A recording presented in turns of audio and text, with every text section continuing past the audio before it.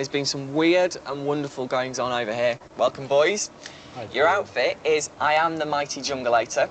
It's performance art, it's VJing, it's chill out tunes. Explain yourselves, what's it all about? Well, essentially, we're just trying to blur the lines between all those practices, you know, without doing it in any kind of a pretentious or cheesy fashion. It seems organic to do it this way, sort of blur the boundaries between the VJ and the band and the audience, and just try and make it this weird kind of ongoing, organic, mixed media pie. It seems to kind of bring an extra kind of life, an extra kind of lively dimension to what you're playing, kind of thing. Like you look at the screen, and if the screen's predominantly green with snails in it, you think, all right, well, I'm obviously going to go for a crepuscular kind of green, kind of snaily kind of vibe now for the next few minutes. The snails. Tell me about the snails. Really, it's a kind of back to basics VJing thing, whereby instead of you know, working with lots of little clips coming off the computer and everything being very sort of technological all the time, you've got a bit more of a sort of mix, you know, sort of using the best of all the potential tools that are out there. And for me, I started feeling like a bit of a cheat, because I'd be sort of next to a guy and he'd be sort of playing and I'd be looking at everybody else, and they were really kind of, you know, responding to each other, and I felt a bit detached, you know, a bit cold.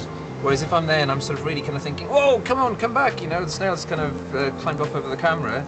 It's not just snails, we use all sorts of things, ink and molasses, light, sort of smoke, fluid dynamics, the whole thing. You know? What do we do with them? Well, what I do with them is I get a little bowl and... which we've got here. Yeah. And a camera. That's right, on a camera, and its most basic setting, what I'll tend to do is I'll set the camera up so it's split on the vertical axis, and then what you find when you start to play around at the desk, I mean, to be honest, it's so beautiful. I've also got this very nice little sort of difluoride sort of RGB light that sort of like slowly kind of moves through the spectrum.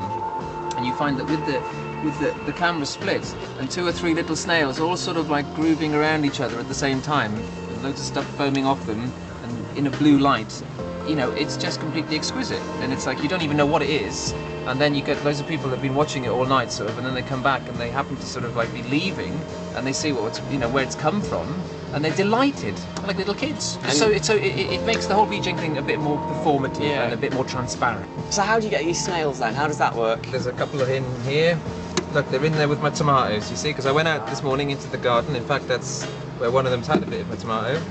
And I literally kind of just said, who wants to be on TV today, boys and girls? And these 4 made the cut.